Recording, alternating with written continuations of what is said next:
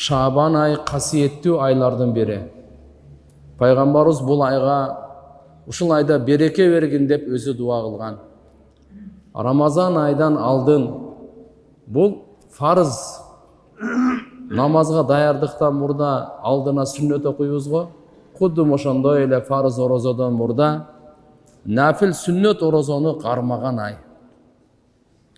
Бул айдын касиети пайгамбарыбыз көңүл бурат эле айды санаганга, Рамазан айга даярдык көргөнгө, Рамазан айга я Алла амандыкта жеткире көр деп дуа кылганга Шабан айдын мааниси өтө улуу.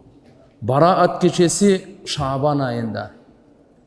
Бараат кечеси деп коет туугандар. Бараат дегени бул күнөөдөн арылган, тазаланган кече. 15 Шабан айы Бараат кечеси. Bir жылдык чечим чыгат.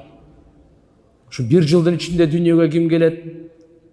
Бул дүйнөдөн ким кетет? Ким ооруйт, ким шыпа табат?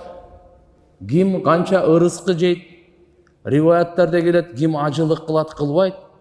Ушу bir жылдын чечими ушу Шабан айдын 15-inde чыгат.